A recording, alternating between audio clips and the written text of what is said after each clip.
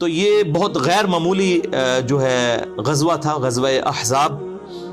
اسی لیے اس غزوے کے بعد اس حوالے سے اللہ تعالیٰ نے اپنی کمنٹری ارشاد فرمائی، وہ سورۃ الاحزاب میں آئی، اور اسی نسبت سے اس کا نام سورۃ الاحزاب ہے. غزوہ بدر کے حوالے سے آپ نے سورۃ الانفال پڑھ کے دیکھ لیں، اور اسی طریقے سے غزوہ تبوک کے حوالے سے سورہ التوبہ پڑھ کے دیکھ لیں، اور یہ غزوہ خندق، غزوہ احزاب کے حوالے سے مسلسل 2 رکوع جو ہیں وہ اسی کے اوپر ہیں، آیت نمبر 19 سے لے کر 27 تک. تو اس کا پس منظر بھی آپ سمجھ لیں کہ غزوہ احد میں مسلمانوں کی جو 3 ہجری کے اندر واضح جو فتح تھی وہ شکست میں بدل گئی، صرف چند لوگوں کے ڈسپلن لوز کرنے کی وجہ سے، اور اس کی وجہ سے تھوڑا سا کافروں کو حوصلہ پیدا ہو گیا. لیکن نبی صلی اللہ علیہ وآلہ وسلم نے فوراً ہی اس کو اوور کم کر لیا، اور غزوہ احد سے جب واپس جا رہے تھے ابو سفیان اور اس کی پارٹی کے لوگ، اس وقت تک وہ مسلمان نہیں ہوئے تھے، تو آپ صلی اللہ علیہ وآلہ وسلم نے اصحاب رسول کو پیچھا کرنے کے لیے بھی بھیجا تاکہ ان کے اوپر ڈیٹرنس قائم رہے. اب اسی دوران جو مدینے میں یہودیوں کے قبائل آباد تھے، بیسیکلی 3 بڑے قبائل تھے یہودیوں کے. ایک تھا بنو قینقاع جو کہ خیبر کے اندر آباد تھا، اور دوسرا بنو نضیر، نون ضاد یا را، اردو میں نزیر بھی کہہ سکتے ہیں. یہ مدینے کے اندر آباد تھا، لیکن یہ آئے دن جو ہے وہ یعنی مسلمانوں کے خلاف سازشیں کرتے رہتے تھے. تو اس کا جو سردار تھا حیی ابن اخطب، یہ وہی ہے جن کی بیٹی ہیں سیدہ صفیہ رضی اللہ تعالی عنہا وسلام اللہ علیہا، جو ام المؤمنین ہے. تو وہ نبی صلی اللہ علیہ وسلم کی بیوی بعد میں بنی. ان کے اوپر بھی میرا پورا کلپ جو کافروں کے اعتراضات ہیں سیدہ صفیہ کے نکاح کے حوالے سے، وہ آپ لکھیں تو میرا یوٹیوب کے اوپر کلپ بھی کھل جائے گا. تو حیی ابن اخطب جو ہے بنو نزیر کا سردار تھا، یہ آئے دن مسلمانوں کو یعنی آپ کہیں کہ کچھ نہ کچھ انگیج کر کے رکھتے تھے، سازشیں کرتے رہتے تھے. تو آپ صلی اللہ علیہ وآلہ وسلم نے ایز اے لاسٹ ریزارٹ ان کو پہلے تو سمجھایا کہ ایک طرف تم نے جو ہے میثاق مدینہ کیا ہوا ہے، اوپر سے جو ہے تم اندر سے ہی مسلمانوں کی جڑیں کاٹ رہے ہو. الٹیمیٹلی آپ صلی اللہ علیہ وآلہ وسلم نے باقی لوگوں سے، باقی قبیلوں سے جو معاہدے تھے ان کے ساتھ ڈسکشن کرنے کے بعد ان کو جو ہے وہ شہر بدر کر دیا، مدینہ شریف سے نکال دیا. اب یہ بھی جا کے خیبر کے یہودیوں کے ساتھ، بنو قینقاع کے ساتھ جا کے آباد ہو گئے. اور تیسرا قبیلہ جو تھا وہ بنو قریظہ تھا، اور وہ مدینے کے اندر ہی آباد تھا، ان کے ساتھ مسلمانوں کا معاہدہ تھا اور وہ اس معاہدے کی پاسداری بھی کیا کرتے تھے. ان کو مدینے سے نہیں نکالا گیا. بنو نزیر کو نکال دیا گیا. بنو قینقاع جو ہے وہ پہلی خیبر میں آباد تھے، ان کی تو شامت پھر آئی نا 7 ہجری کے اندر غزوہ خیبر میں، اور ان کا بھی سارا اللہ تعالیٰ نے مسلمانوں کو فتح بھی دے دی ان کے اوپر. بہرحال یہ جب باہر چلے گئے، انہوں نے باہر سے سازشیں کرنا شروع کر دی. جو مشرکین عرب کے قبیلے تھے، بنو اسد، بنو غطفان اور دوسرے قبائل کے ساتھ، اور ادھر سے جو ہے وہ ابو سفیان اور ان لوگوں کو خطوط لکھ کے کہ جی ایک بار ہم سب کے سب جمع ہو کے مسلمانوں کو، چونکہ ان کو نظر آ رہا تھا اب یہ نئی ایک پاور لانچ ہو رہی ہے، اور قبائلی سسٹم کے اندر وہ ہر قبیلہ جو اپنی پاور کو قائم رکھنا چاہتا تھا. انہوں نے کہا یہ تو اب ایک اس اتنے ڈائنامک انداز میں پاور لانچ ہو رہی ہے، اور یہاں پہ جو سردار ہے وہ صرف سردار نہیں ہے بلکہ اس کے لیے لوگ جان چھڑکتے ہیں، اس کو پیغمبر مانتے ہیں اللہ کا، سیدنا محمد رسول اللہ صلی اللہ علیہ وآلہ وسلم کو. انہوں نے کہا جی ایک آخری کوشش کرتے ہیں مسلمانوں کا جو ہے نا یہ معاملہ جو ہے ہمیشہ کے لیے ختم کر دیا جائے. تو انہوں نے بنو نزیر نے، بنو نضیر، انہوں نے سازشیں کرنی شروع کر دی مسلمانوں کے خلاف، اور مشرکین عرب کو بھی اکٹھا کر کے، اسی لیے اسے غزوہ احزاب کہا جاتا ہے. اس میں 1 درجن سے زیادہ جو ہے عرب کے قبائل جو ہیں وہ شامل ہوئے مسلمانوں کے خلاف. یا معشر قریش، لئن اختلفنا في الدين فإننا نجتمع على عدو واحد محمد واصحابه. اب ظاہر ہے کہ نبی صلی اللہ علیہ وآلہ وسلم ایک صرف ریلیجس لیڈر نہیں تھے، آپ ایک بہت اچھے پولیٹیشین بھی تھے اور ایک بہت اچھے فوجی جرنیل بھی تھے، اور آپ صلی اللہ علیہ وآلہ وسلم سارے معاملات کو پیرلل میں لے کے چل رہے تھے. آپ کو پتہ چل گیا کہ یہ ساری سازشیں کر رہے ہیں. اما غطفان فعاقدناهم على ان يمدونا ب6,000 مقاتل ونعطيهم كل تمر خيبر لسنة واحدة، فقبلوا منا وقد قلنا فقولوا. تو آپ صلی اللہ علیہ وآلہ وسلم نے صحابہ کرام علیہم رضوان سے اوس اور خزرج جو بین قبائل تھے مدینے کے، اوس کے سردار سیدنا سعد ابن معاذ اور خزرج کے سیدنا سعد ابن عبادہ رضی اللہ تعالی عنہما، ان سے مشورہ کیا اور باقی لوگوں سے مشورہ کیا کہ اب ہمیں کیا کرنا چاہیے. بہرحال کنسنسس کے ساتھ سیدنا سلمان فارسی رضی اللہ تعالی عنہ علیہ السلام، جو پرشین امپائر میں سے ہجرت کر کے فارس میں سے یہاں پہ آئے ہوئے تھے، انہوں نے مشورہ دیا کہ ہم وہاں پر جنگوں کے لیے اپنے مخالفین کا راستہ روکنے کے لیے خندق کھودتے ہیں. تو خندق کھود کر مدینہ کا دفاع کیا جائے، مدینے سے باہر نکل کے ان سے نہ لڑا جائے، کیونکہ یہ تعداد میں وہ 10,000 کے قریب تھے، مسلمان تو صرف 3,000 تھے. إنا كنا بأرض فارس إذا تخوفنا الخيل خندقنا عليها فلا تصل إلينا أو ننضحها بالنبل. تو ان 10,000 کا مقابلہ اس طریقے سے کرنا بہت مشکل ہے، اور پھر جغرافیکلی جو ہے وہ آپ سمجھ لیں کہ ان کی لوکیشن ایسی تھی مسلمانوں کی مدینہ شریف کی کہ شمال کی طرف ہی خندق کھودنی پڑی. باقی مسلمانوں کی پشت پہ یعنی جنوب والی سائیڈ کے اوپر اونچے اونچے پہاڑ تھے، اسی طریقے سے لیفٹ سائیڈ کے اوپر بھی جو ہے وہ یعنی مغرب کی طرف بھی چٹیل پہاڑ تھے، وہاں سے کوئی جنگی مہم روانہ نہیں کی جا سکتی تھی. اور اسی طریقے سے جو یعنی مغرب والی سائیڈ پہ، اور جو مشرق والی سائیڈ ہے اس کے اوپر قبائل آباد تھے جن کے ساتھ مسلمانوں کے معاہدے تھے. انہی قبائل میں سے ایک بنو قریظہ بھی تھا. یہاں سے بھی خطرہ کوئی نہیں تھا کہ یہاں سے کوئی حملہ کرے گا، یہاں پہ ان کے بڑے بڑے قلعے تھے، الا یہ کہ کوئی قبیلہ یہاں سے بد عہدی کر دیتا، اور وہی ہوا، بنو قریظہ نے بد عہدی کر دی. ما خبر نمي إلينا أحقا تهمون بنقض عهدكم مع رسول الله؟ من رسول الله؟ لا عهد بيننا وبين محمد ولا عقد. قتلكم الله. أما كنت والأوس أحلافكم ندفع عنكم ونحفظ ذمتكم. یعنی مسلمان بالکل سیف تھے، صرف شمال والی سائیڈ کے اوپر انہوں نے ایک خندق کھودنی تھی. اور اس حوالے سے آپ نے یہ پورا نقشہ اگر وغیرہ دیکھنا ہو تو جو مولانا مودودی رحمہ اللہ تعالیٰ نے تفہیم القرآن لکھی ہے وہ کمال ہے. انہوں نے ساتھ ساتھ ساری چیزیں یہ اس کانٹیکسٹ میں بیان کی ہیں. اور اگر آپ نے پریکٹیکلی چیز دیکھنی ہے تو عمر سیریز دیکھیں. میں بار بار کہتا ہوں قطر والوں نے اتنا بڑا کام کر دیا ہے کہ پوری اسلامک ریولوشن نبی صلی اللہ علیہ وآلہ وسلم کے اعلان نبوت سے 6 سال قبل سے سٹارٹ کر کے سیدنا عمر رضی اللہ تعالیٰ عنہ علیہ السلام کو سینٹرڈ کرتے ہوئے رومن اور پرشین امپائر کے گرنے تک ٹل سیدنا عمر کی شہادت تک، یہ پوری ویڈیو ریکارڈنگ 30 ایک ساتھ میں عمر سیریز انگلش سب ٹائٹل کے ساتھ آ چکی ہے. بلکہ ایک ادھ کلپ ہم نے جو ہے وہ اردو میں بھی اس کو سب ٹائٹل کے ساتھ چڑھایا تھا. یوٹیوب والے تو اس کو بین کر دیتے ہیں کاپی رائٹس کی وجہ سے. باقی فیس بک پہ الحمدللہ ملینز آف پیپل تک وہ ہمارا کلپ پہنچا ہے. اور وہ ایک واقعہ سیدنا عمر کی زندگی کا ہم نے اس میں جو ہے وہ اسی میں سے فلم میں سے نکالا تھا. بہت کمال کام کیا. اور اس فلم کے جو کنسلٹنٹ کوئی عام نتھو خیرے لوگ نہیں ہیں، بلکہ انٹرنیشنل لیول پہ جو مسلمانوں کے علماء ہیں، یوسف القرضاوی صاحب مفتی اعظم قطر، 90 سال کے قریب ان کی عمر ہے. مولانا مودودی رحمہ اللہ تعالیٰ کا جنازہ بھی انہوں نے پڑھایا تھا. اور ان کے شاگرد ہیں ڈاکٹر علی سلابی، جنہوں نے سیدنا ابوبکر، عمر، عثمان و علی رضی اللہ عنہم اجمعین پہ اتنی موٹی جو ہے عربی میں کتابیں ان کی بایوگرافی پہ لکھی ہیں. اور آج دارالاسلام پبلیکیشن انہی کتابوں کو اردو میں ٹرانسلیٹ کر کے وہ مارکیٹ میں لے کے آئے. ڈاکٹر علی سلابی، ان کی عمر تقریباً 55 سال کے قریب ہے. یہ یوسف القرضاوی کے شاگرد ہیں. یہ 2 بڑے ہسٹورین اور ورلڈ لیول پہ مسلمانوں کے علماء ہیں جن کی کنسلٹنسی کے ساتھ یہ عمر سیریز جو ہے وہ بنائی گئی ہے تاکہ اس میں کوئی غلط چیز نہ ہو لانچ.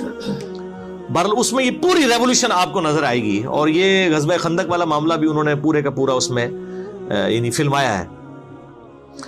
تو سیدنا سلمان فارسی رضی اللہ تعالیٰ عنہ علیہ السلام کے مشورے کے ساتھ خندق کھودی گئی. کافی چوڑی خندق تھی. ایون یعنی گھوڑے کو بھی اگر کوئی ضرب لگا کے بھگا کے بھی اس کو پار کرنا چاہتا تو پار نہیں کر سکتا تھا. اور آج بھی مدینہ شریف میں اس خندق کے کچھ آثار موجود ہیں. جو لوگ یعنی مدینہ شریف کی ہسٹوریکل جگہوں کا وزٹ کرنا چاہتے ہیں، وہ مسجد نبی کے باہر ٹیکسی ڈرائیورز کھڑے ہوتے ہیں، وہ آپ کو ان جگہوں کے اوپر لے جاتے ہیں. ابھی بھی اس خندق کے کچھ آثار باقی ہیں. اتنے چٹیل پہاڑوں میں اس زمانے کے اندر خندق کا کھودنا یہ بہت مشکل کام تھا. بہرحال مسلمانوں نے الحمدللہ جو ہے وہ تقریباً 12 سے 15 دن لگا کے یہ خندق کھود لی. اور یہ سائڈ بھی، اور عرب کے لوگوں کو پتہ ہی نہیں تھا کہ یعنی مسلمانوں نے مدینہ شریف کا دفاع کس طریقے سے کیا. ان کے تو ذہن و وہم و گمان میں بھی یہ طریقہ موجود نہیں تھا. وہ تو جب آئے تو ایک دم وہ ششدر رہ گئے کہ اب ان کے ساتھ کیا کریں، اور ان کو مجبوراً باہر ہی پڑاؤ ڈالنا پڑا. اور اب ظاہر ہے کہ اس طرف تو آ نہیں سکتے تھے، وہ اتنی بڑی خندق کو پھلانگے ہی نہیں جا سکتا تھا، خندق کے اندر ہی گریں گے، گر گئے تو اوپر سے ان کو تو صرف پتھر مار کے مارا جا سکتا تھا. تو تقریباً 25 دن تک انہوں نے پڑاؤ کیا، اور سخت سردیاں تھیں، اور پھر آپ کو پتہ ہے سردیاں ہوں ریگستانی علاقے کی تو رات کے وقت تو لگ پتہ جاتا ہے جنہوں کے اندر ہے. تو بہرحال اللہ تعالیٰ نے غیبی مدد فرمائی، پھر ٹھنڈی ہوائیں چلیں، ان کے خیمے تک اکھڑ گئے سردی کی وجہ سے. وہ 25 دن کے پڑاؤ کے بعد جو ہے وہ وہاں سے چلے گئے، اور اللہ تعالیٰ نے بغیر جنگ کے مسلمانوں کو فتح عطا فرمائی. لیکن یہ اتنی مشکل غزوہ تھا کہ یعنی اللہ تعالیٰ نے اتنے، جس کو کہتے ہیں نا، شدید الفاظ کے ساتھ کسی اور غزوے کا ذکر نہیں کیا جتنا سورۃ الاحزاب میں غزوہ خندق کا ذکر کیا ہے، کہ یہ مسلمانوں کو اللہ تعالیٰ بات ہے ہم نے ہلا کے رکھ دیا، اتنی بڑی آزمائش ان کے اوپر ڈالی. اور یہاں پر مومنین اور منافقین کا فرق بالکل ظاہر ہو گیا، کیونکہ موت سامنے نظر آ رہی تھی. تو منافقین جو ہے وہ ان کا نفاق کھل کے ان کی زبانوں سے نکلنا شروع ہو گیا.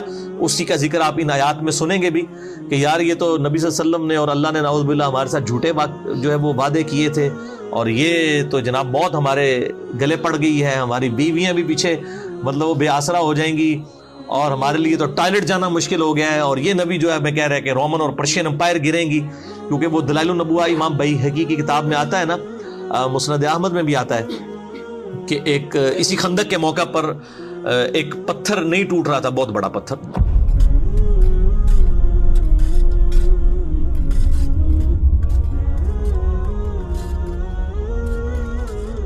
غلظت علي هذه الصخرة فلا يبلغ منها هذا المعول. قد سمعك رسول الله يا سلمان. تو نبی صلی اللہ علیہ وسلم کو آ کے شکایت کی گئی تو آپ صلی اللہ علیہ وسلم نے اس پہ 3 دفعہ کدال مارا اور وہ ریزہ ریزہ ہو گیا. پہلی دفعہ جب کدال مارا تو آپ صلی اللہ علیہ وآلہ وسلم کے لیے ایک روشنی ظاہر ہوئی، صحابہ نے نہیں وہ دیکھی، یعنی آپ صلی اللہ علیہ وسلم کو ظاہر ہوئی. پھر دوسری دفعہ، تیسری دفعہ، پھر آپ صلی اللہ علیہ وآلہ وسلم نے فرمایا کہ 3 دفعہ روشنی میرے لیے ظاہر ہوئی. ہر دفعہ جو میں نے کدال مارا، پہلی دفعہ اللہ تعالیٰ نے مجھے رومن امپائر عطا فرما دی.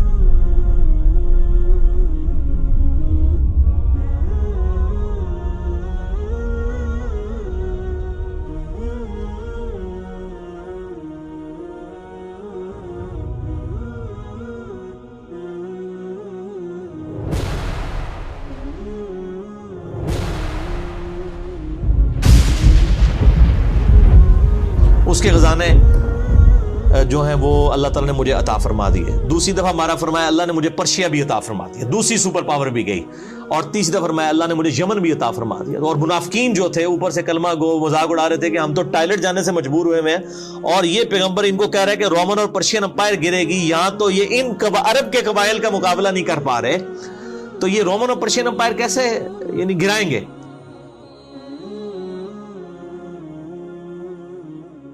ابشروا واصبروا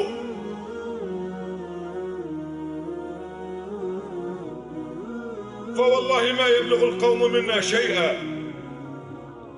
فإن رسول الله قد ضرب صخرة مستغلظة 3 ضربات لمعت معها 3 برقات، وكان يبتسم في كل مرة. فلما سألناه قال: أما الأولى فإن الله فتح علي بها الشام، والله إني لأبصر قصورها الحمر إن شاء الله.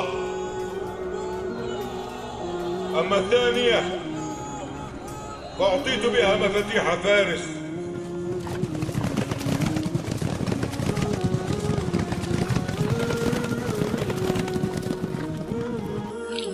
أخيرا الحيرة. اللهم أنجز وعدك ووعد رسولك. فوالله لقد سمعته يبشر بها أول ما جهر بدين الله، وهو مستند بظهره إلى الكعبة يد الناس، وهم بين مصدق ومكذب ومستهزئ.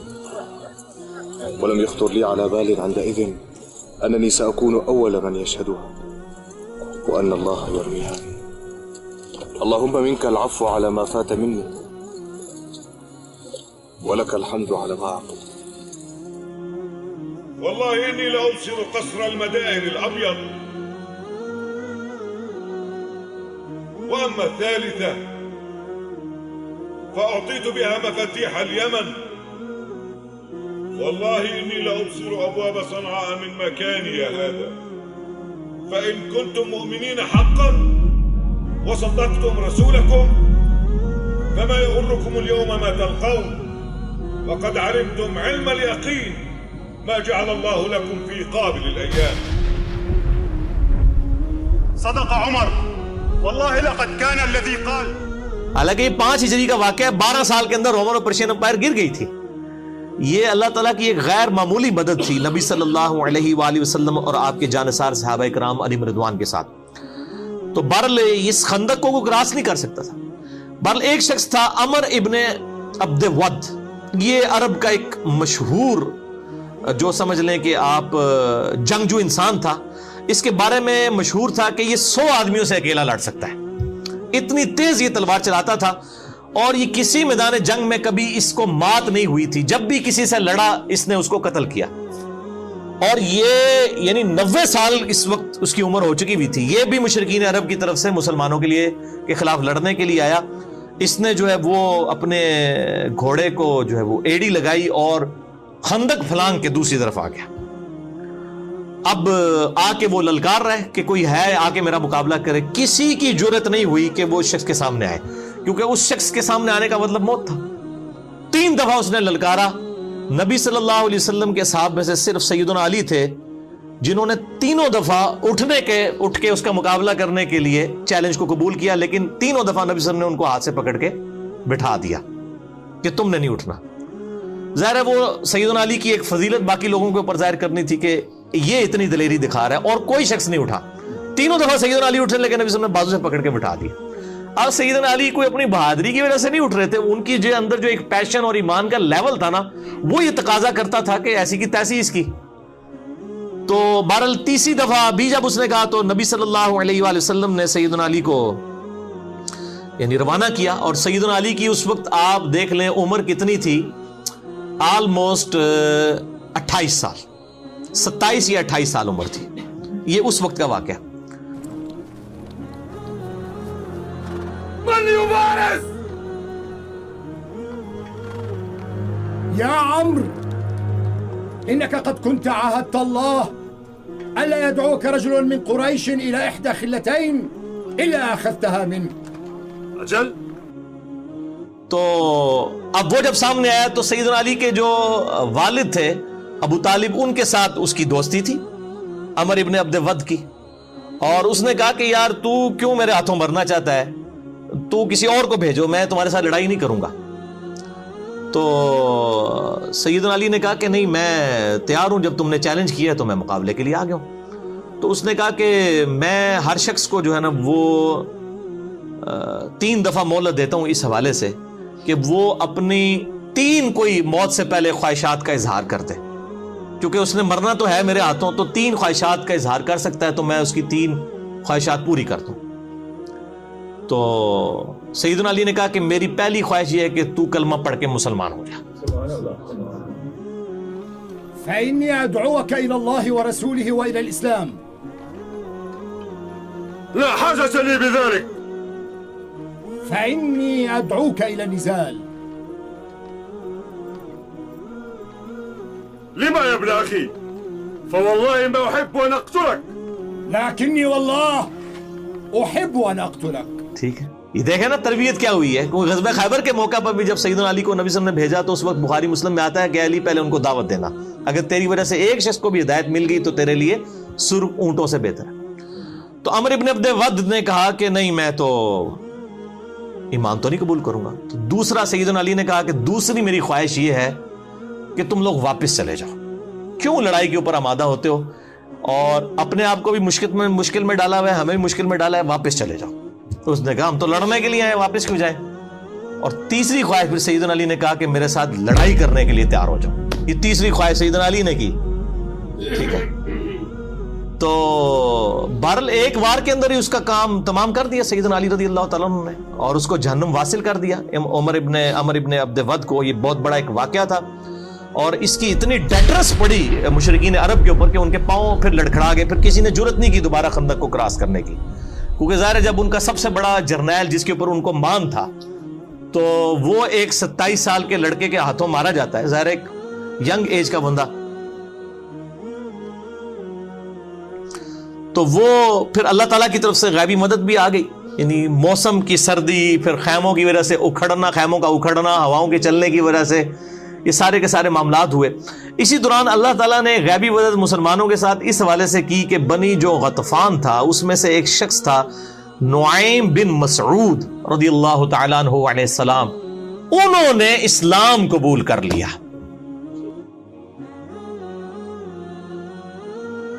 من الرجل؟ نعيم بن مسعود من غطفان. ويلك ما جاء بك وقومك قد صنعوا بنا ما صنعوا. ألست ابن الخطاب؟ خذني إلى رسول الله. كيف قلت؟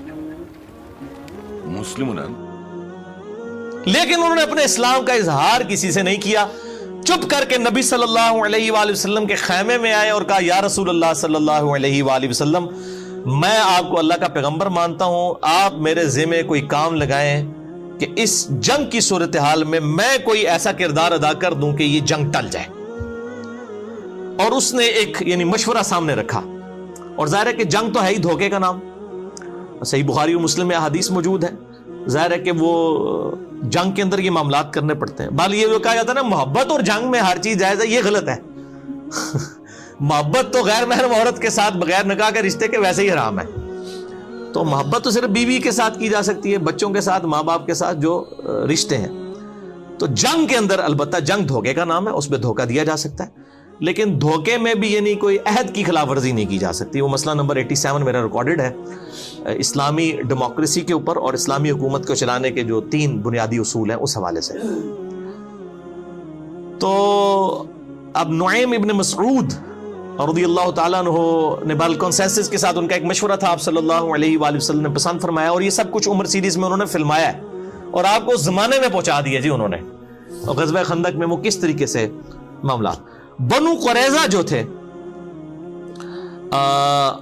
ان کو جو ہے وہ مشرکین عرب نے اور یہودیوں نے مل کے کہا کہ بھئی ہم نے جنگ تو جیتی جانی ہے، تو تم لوگ جو ہے نا ہمارا ساتھ دو اور نبی صلی اللہ علیہ وسلم کے ساتھ بد عہدی کرو، اس طرح سے ہمیں انٹر ہونے دو تاکہ جو ہے وہ ہم ان کو ختم کریں، اس کے بعد مدینے کے حاکم تم بن جاؤ گے. انہوں نے جو ہے وہ بد عہدی کر دی مسلمانوں کے ساتھ. اور ظاہر ہے یہ سیدھی سیدھی مسلمانوں کی موت تھی ان کا بد عہدی کرنا، کیونکہ پھر تو وہاں سے کافر جب انٹر ہو جاتے تو مسلمان اس کے لیے تیار ہی نہیں تھے.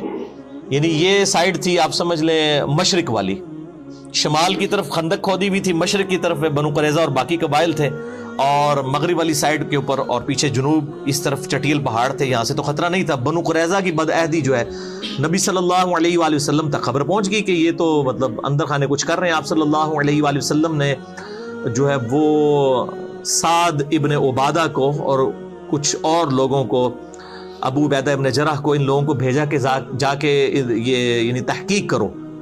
اور پھر آپ نے فرمایا کہ دیکھنا یہ ڈائریکٹلی مجھے ہی آ کے کان میں بتانا، اگر مسلمانوں کو پتہ چلا کہ انہوں نے بد عہدی کی ہے تو شاید ان کے حوصلے پست نہ ہو جائے. تو آپ صلی اللہ علیہ وآلہ وسلم کو انہوں نے اشارتاً آ کے بتا دیا کہ یہ تو انہوں نے بد عہدی کر دی ہے. تو اسی دوران اللہ تعالیٰ نے غیبی مدد کی نعیم ابن مسعود والی رضی اللہ تعالیٰ عنہ. ان کو ابھی لوگوں کو نہیں پتا تھا کہ مسلمان ہو چکے ہیں. انہوں نے کیا کیا، یہ بنو قریظہ کے پاس چلے گئے اور ان کو جا کے کہا کہ دیکھو میں تمہارا بڑا ہمدرد ہوں، تم سے میری پہلے کی دوستی ہے. اب ان کو نہیں پتا یہ مسلمان ہو چکے ہیں، اور دیکھو تم نے یہ جو نبی صلی اللہ علیہ وسلم کے ساتھ یعنی محمد کے ساتھ صلی اللہ علیہ وآلہ وسلم، نبی تو نہیں انہوں نے کہا ہوگا، بد عہدی کی ہے، تو ان تک یہ بات پہنچ چکی ہے. اور یہ دیکھ لینا کہ یہ قریش کے ہیں، الٹیمیٹلی قریشیوں نے قریش کا ہی ساتھ دینا ہے، ابو سفیان وغیرہ نے. جنگ اگر یہ لوگ ختم ہو گئی، جنگ اسٹیبلش نہ ہوئی، یہ واپس چلے گئے، تو پیچھے مسلمانوں نے تمہارا کچومر نکال دینا ہے. تو اس کا حل یہ ہے، اور یہ اندر سے انہوں نے پلان کر لیا ابو سفیان نے اور مسلمانوں نے مل کے اس حوالے سے، یعنی ان کو دل ان کا اس طرف سے انہوں نے کھٹا کیا. تو اس کا حل یہ ہے کہ تم جو ہے وہ مشرکین عرب سے یہ کہو کہ اپنے 8-10 جو سردار ہیں نا وہ ہمارے حوالے کرو رہن کے طور پر. فلا تقاتلوا مع القوم حتى تأخذوا منهم رهنا من أشرافهم يكونون بأيديكم ثقة لكم على أن تقاتلوا معهم محمدا حتى تناجزوه. قد أشرت بالرأي. کیونکہ کل کو تم لوگ تو چلے جاؤ گے, مسلمانوں نے پیچھے ہمارا چومر نکال دینا ہے, کیونکہ ہماری بد عہدی کی خبر پہنچ چکی ہے, اور بد عہدی کے اوپر ظاہر ہے کہ نہیں چھوڑا جائے گا. اس وقت تو قبائل کی سیدھی سیدھی موت تھی, کیونکہ دونوں میں سے ایک کی موت ہو سکتی تھی نا بد عہدی کی وجہ سے. تو انہوں نے مشورہ پسند کیا, اور ادھر اسی نعیم ابن مسعود نے جا کے مشرکین عرب سے کہہ دیا کہ بھائی یہ دھیان رکھنا تم, یہ بنو قریظہ کے لوگ جو ہیں تمہارے سردار, یہ نہ ہو کہ تم سے کوئی مانگ لے. انہوں نے اندر خانے محمد صلی اللہ علیہ وسلم سے پہلے ہی معاہدہ کیا تھا, یہ تمہیں اوپر سے کہہ رہے ہیں ہم عہد کی پاسداری توڑ دیں گے, اندر سے یہ نبی صلی اللہ علیہ وسلم کے ساتھ ملے ہوئے ہیں, اور یہ جو ہے گارنٹی کے طور پہ تم سے 8-10 سردار تمہارے مانگیں گے, تاکہ ان سرداروں کو نبی صلی اللہ علیہ وسلم کے حوالے کر کے اپنے اس عہد کی پاسداری کا یقین دلا دیں کہ ہم نے عہد نہیں توڑا. دونوں طرف انہوں نے ڈیفرنٹ ورژن دیے. بس وہی ہوا جناب, وہ جب پہنچے وہاں پہ سردار مانگنے کے لیے تو وہ انہوں نے کہا لو جی یہ تو گل بالکل صحیح نکلی ہے. انہوں نے کہا تسی سردار لے کے مار چھڑنے ساڑھے سردار, تو ہم نے سردار نہیں دینے. ولسنا مع ذلك بالذين نقاتل معكم محمدا حتى تعطون رهنا من رجالكم يكونون بأيدينا ثقة حتى نناجز محمدا.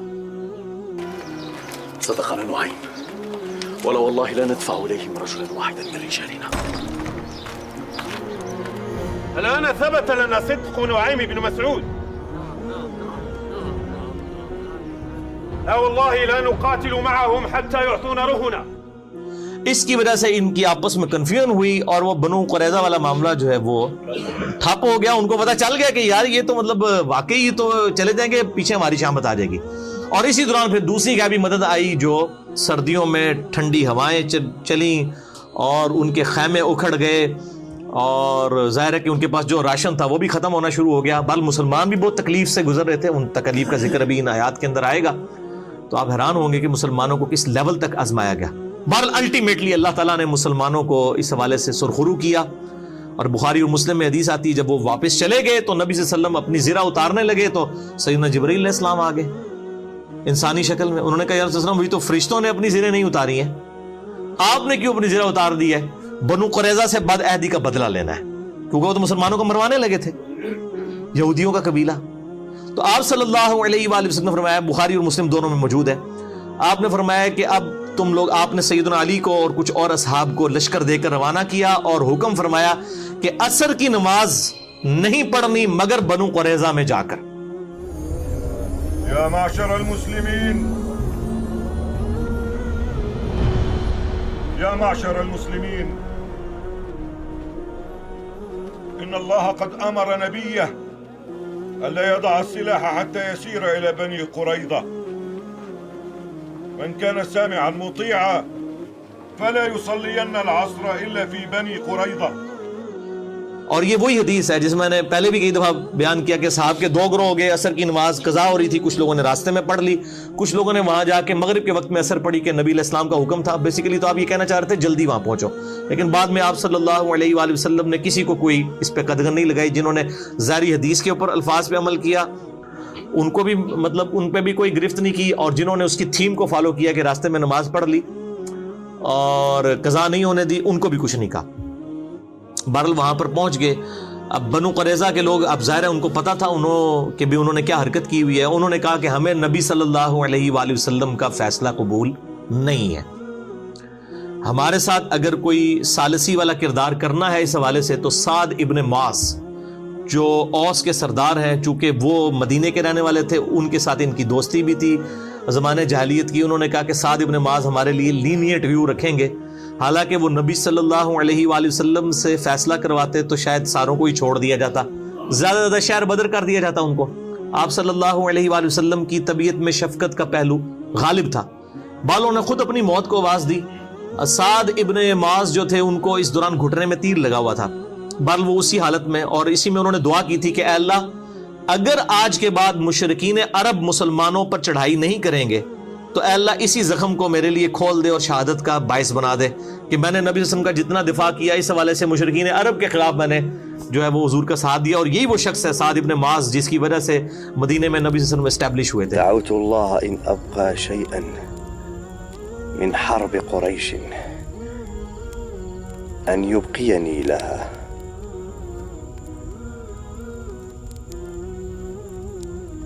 وإن كان الله قد وضعه الحرب بيننا وبينهم أن يجعلها لي شهادة. اور بعد میں ان کا زخم بھی وہ گھٹنے کا کھل گیا اور وہ شہید ہو گئے اسی زخم میں. اسی گھٹنے کی تکلیف میں ہی وہ وہاں پر گئے اور انہوں نے پھر کہا کہ تمہیں میرا فیصلہ قبول ہے تو پھر میرا فیصلہ یہ ہے کہ جو تم میں سے جوان لوگ ہیں اور یعنی مرد، ان سب کو قتل کیا جائے گا بد عہدی کی سزا میں، کیونکہ تورات کے اندر بھی بد عہدی کی سزا یہی لکھی ہوئی ہے. بد عہدی کا مطلب یہ ہے کہ آپ مسلمان قتل ہو جاتے ہیں نا اس کے بدلے میں، تو اب ان کو بھی اس مقابلے میں قتل ہونا چاہیے کہ انہوں نے مسلمانوں کے قتل کے فتوے جاری کر دیے اس حوالے سے کہ بد عہدی کی. اور عورتوں کو اور بچوں کو، اور بچے ایسے کہ یعنی جو بہت چھوٹے بچے ہیں جن کے زیر ناف بال نہیں اگے ہوئے، جو بلوغت کی عمر تک نہیں پہنچے ہوئے، ان بچوں کو جو ہے وہ مسلمان قیدی بنا لیں گے اور ان کے مال کو بھی. اور اس کو پھر قرآن پاک میں اللہ تعالیٰ نے سورۃ الاحزاب کے اندر انڈورس بھی کر دیا. تو بہرحال مطلب وہ ہزاروں یہودی ایک دن کے اندر قتل کیے گئے، ان کو بد عہدی کی سزا ملی. اور اس واقعے کو آؤٹ آف کنٹیکسٹ آج کافر جو ہیں وہ مسلمانوں کے خلاف نبی صلی اللہ علیہ وآلہ وسلم کے کریکٹر کے حوالے سے پیش کرتے ہیں کہ جی دیکھیں اتنے یہودیوں کو ایک دن میں قتل کیا گیا، لیکن ایک پوری اس کے پیچھے تھیم ہے. آج بھی جو غدار ہیں ان کی سزا ساری حکومتوں کے اندر قتل ہی ہوتی ہے، اور انہوں نے تو اس بڑے لیول کی غداری کی ہے کہ مطلب مسلمان سارے کے سارے مارے جاتے ہیں. اگر یہاں سے اللہ تعالیٰ بر وقت اپنے نبی صلی اللہ علیہ وآلہ وسلم کو غیبی خبر نہ دیتا، وحی کی تائید نہ حاصل ہوتی، تو ظاہر الٹیمیٹلی یہ سزا ہونی تھی اور ان کی اپنی شریعت کے مطابق سزا دی گئی. تو یہ بد عہدی کی سزا والا جو معاملہ تھا یہ کفار کے ساتھ ہوا تھا، مسلمانوں کے ساتھ نہیں ہوا تھا. مسلمانوں کے ساتھ جب اس طرح کے معاملات ہوتے ہیں تو نہ ان کی عورتوں کو لونڈیاں بنایا جاتا ہے، نہ ان کے مردوں کو غلام بنایا جاتا ہے. اور اس کی واضح مثال جو ہے وہ جنگ جمل، صفین اور نہروان ہے. سیدنا علی رضی اللہ تعالیٰ عنہ علیہ السلام نے تینوں جنگوں کے اندر اپنے مخالفین کو شکست فاش دی ہے، لیکن نہ تو کسی کی عورت کو اپنا غلام بنایا ہے، نہ کسی کے مرد کو غلام بنایا ہے، نہ اس طریقے سے.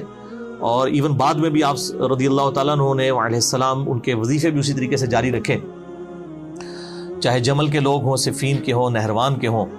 اس حوالے سے آپ رضی اللہ تعالیٰ عنہ علیہ السلام جو ہے وہ امت کے لیے ایک رول ماڈل ہے.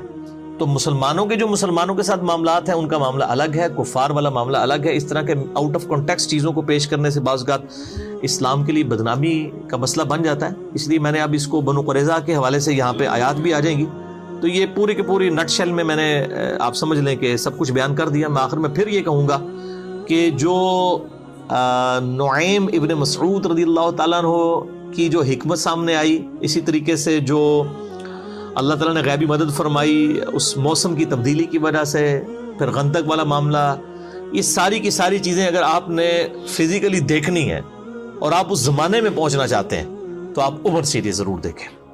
اس کے اندر یہ ساری ایون وہ خندق توڑنے والا، پتھر کے توڑنے والا اور رومن اور پرشین امپائر والی جو خوشخبری ہیں، وہ والا سین بھی انہوں نے نبی صلی اللہ علیہ وسلم کو تو نہیں دکھایا، انہوں نے باقی اصحاب کو انہوں نے سب کو دکھایا اور کمال وہاں تک پہنچا دیا. جی وہ لگتا ہے کہ انسان وہاں پہ موجود ہے. یہ بہت بڑی خدمت کی ہے. میں کہتا ہوں عرب کے لوگوں میں بجلی بھر دی ہے عمر سیریز نے، اور اس کا جو ٹیسٹ ہے وہ عربی میں ہونا ہے. اسی لیے دیکھیں یوٹیوب نے غائب کر دی عمر سیریز، یوٹیوب کے اوپر سے بین کر دیا اس کو. بہرحال الحمدللہ وہ مطلب مختلف ویب سائٹس کے اوپر موجود ہے، آپ ڈاؤن لوڈ کر سکتے ہیں انگلش سب ٹائٹل کے ساتھ. ہے تو عربی کے اندر ہے لیکن انگلش سب ٹائٹل کے ساتھ اویلیبل ہے. اب اردو کی ڈبنگ والا معاملہ آپ کو پتہ ہے، انڈیا پاکستان بنگلہ دیش کے علماء جو ہیں ان کی ایک خاص ایک چیزوں کو، یعنی یہ تو پہلی دفعہ آپ کو پتہ اسپیکر آیا تو شیطانی آواز کی اونچ اسپیکر تو تھلے ہی نہیں لیندے. وہ اسی طریقے سے کیمرے کا مسئلہ ہو، تصویروں کا مسئلہ ہو، ان کا آپ ایٹیچیوڈ شروع کا دیکھیں اور بعد میں ان کی کیا حالت ہوتی ہے کہ کیمرے سے نیچے نہیں اترتے.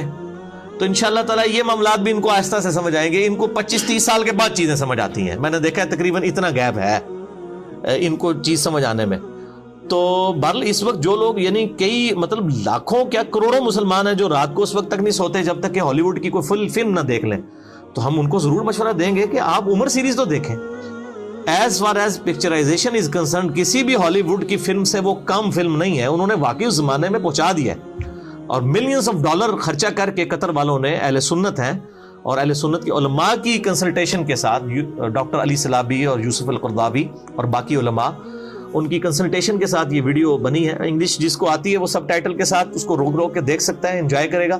آپ عربی بھی آپ کی بڑی امپروو ہوگی، اور عربی بھی انہوں نے وہ قرآنک عربی جو ہے وہ بادیہ نشین عربک والوں کی عربی استعمال کی ہے، وہ آپ کو ٹیسٹ فیل ہوتا ہے، آپ کو لگتا ہے آپ قرآنک عربی سن رہے ہیں. پھر جو ایک عربیوں کا سٹائل ہے، عربی یا پٹھان، ان دونوں میں ایک چیز کامن ہے، یہ آپس میں نارمل گفتگو بھی کر رہے ہو نا تو تیسرے بندوں کو آپس میں لڑتے ہوئے دکھائی دیتے ہیں. یہ ان کا نیچرل سٹائل ہے گفتگو کرنے کا. ابھی آپ عربی دیکھیں نا، بڑا تیز تیز اونچی آواز میں بولنا، حالانکہ وہ نارمل گفتگو کر رہے ہوتے ہیں. اس طرح ہمارے جو KPK کے جو لوگ ہیں ان کو بھی آپ دیکھیں گے تو انہوں نے وہی کلچر اڈاپٹ کیا ہے. یہ طارق جمیل والا سٹائل نہیں تھا صحابہ کرام علیہم رضوان کا گفتگو کرنے کا آپس میں، عرب سٹائل وہی تھا. آپ دیکھیں سیدنا عمر کا بھی، اور وہ تو سارے مطلب ڈائلاگ جو انہوں نے لکھے ہیں وہ تو حدیث کی کتابوں میں موجود ہے. وَيْحَكَ، تیرا ستیہ ناس ہو. یہ یعنی ان کی ایک آپ سمجھے تکیہ کلام ہوا کرتا تھا جب بھی کوئی اس طرح کی چیزیں یعنی رپورٹ ہوئی ہیں. جیسا کہ سیدنا عمر کا انہوں نے دکھایا کہ جب وہ شہادت کے زخم میں تھے تو سیدنا مغیرہ ابن شعبہ نے وہاں پہ مشورہ دے دیا کہ آپ اپنے بیٹے عبداللہ بن عمر کو اپنے بعد خلیفہ نامزد کر دیں. اور یہ مغیرہ ابن شعبہ رضی اللہ تعالیٰ عنہ جنہوں نے حضرت معاویہ کو بھی یزید کو ولی عہد بنانے کا مشورہ دیا تھا، تو اور انہی کے غلام نے ہی سیدنا عمر کو بھی شہید کیا تھا. تو انہوں نے اس زخم میں جب یہ بات کی تو پھر سیدنا عمر نے وَيْحَكَ، ٹھیک ہے، تباہ و برباد ہو جا تو، تیری ہلاکت ہو، تو اس طرح کے مشورے مجھے دے رہا ہے. نبی صلی اللہ علیہ وسلم کوئی بادشاہ تو نہیں تھے، وہ تو اللہ کے پیغمبر تھے. أدلك عليه يا أمير المؤمنين، استخلف ولدك عبد الله بن عمر. قاتلك الله، والله ما أردت الله بهذا. لا أرب لنا في أموركم، وما حمدتها فأرغب فيها لأحد من أهل بيتي. تو آپ نے پھر 6 رکنی کمیٹی بنائی جو صحیح بخاری میں آتا ہے. سیدنا علی، عثمان، طلحہ، زبیر، سعد بن ابی وقاص، عبد الرحمن بن عوف رضی اللہ عنہم اجمعین، اور 7واں بندہ عبداللہ بن عمر کو مشورتاً شریک کیا اور کہا کہ اس کو کسی نے خلیفہ نہیں چننا، ان 6 میں سے کسی کو چننا ہے. ولكني جعلتها شورى. في 6 مات رسول الله وهو عنهم راض: عثمان وعلي وطلحة والزبير وعبد الرحمن بن عوف وسعد بن أبي وقاص، فليجتمعوا في بيت أحدهم ويتشاوروا ثم يختاروا منهم رجلا. بہرحال یہ ایک پوری ڈیٹیل، یہ ساری چیزیں جو ہیں وہ عمر سیریز کے اندر انہوں نے فلمائی ہوئی ہیں. جسے شوق ہے تو ضرور دیکھیں. أيما رجل منكم ولي هذا الأمر فليتق الله ولا يحمل قومه على رقاب المسلمين، وأوصيه بالمهاجرين الأولين خيرا أن يعرف لهم سابقتهم، وأوصيه بالأنصار خيرا فيقبل من محسنهم ويتجاوز عن مسيئهم، وأوصيه بأهل الأمصار خيرا فإنهم ردء العدو وجبات الفيء،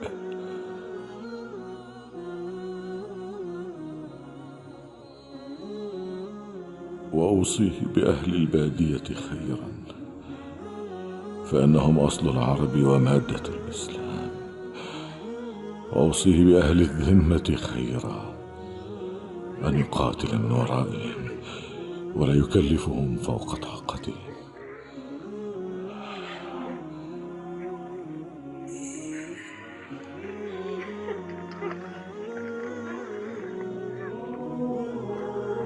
وأناشدكم الله إلا ترحمتم على جماعة المسلمين فأجللتم كبيرهم ورحمتم صغيرهم ووقرتم عالمهم،